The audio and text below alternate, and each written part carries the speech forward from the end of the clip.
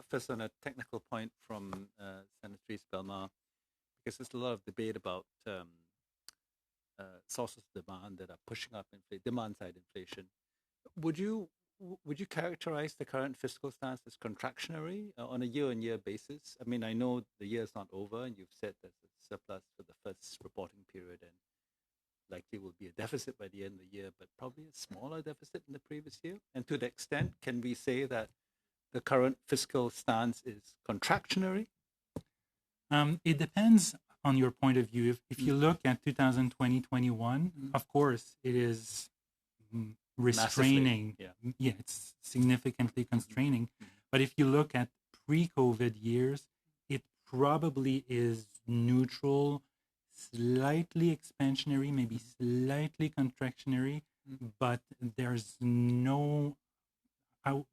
I'd have to look at the numbers, but I don't see a big difference. And Diarra is not kicking me under the table, probably because there's a wall separating us. But it would not be correct to say that fiscal policy currently is exacerbating inflation through massive spending relative to recent experience. Not compared to COVID years. Correct.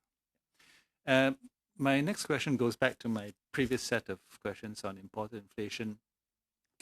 Can you tell us what estimates you use in your model for the elasticity, if I can use that word, of exchange rate changes on inflation? Like how big is a fall in the Canadian dollar? How does that translate to inflation? What are the orders of magnitude?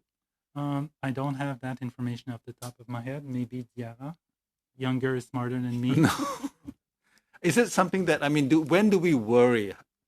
How much has the Canadian dollar to fall relative to the US dollar before we start thinking, this is going to start showing up, 2 months from now, 3 months from now, 20 basis points, 30 basis points? Or is it so trivial that really let's not worry too much about it? Well, I wouldn't say it's trivial. It depends. It depends how it happens, if it's gradual or if it's sudden.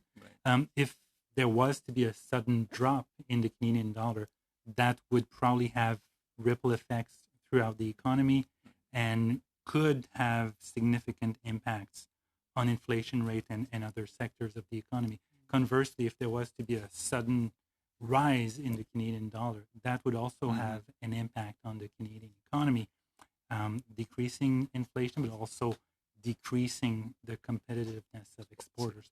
But I can't answer with a precise level at which we'd have to worry about that. That's helpful. Thank you.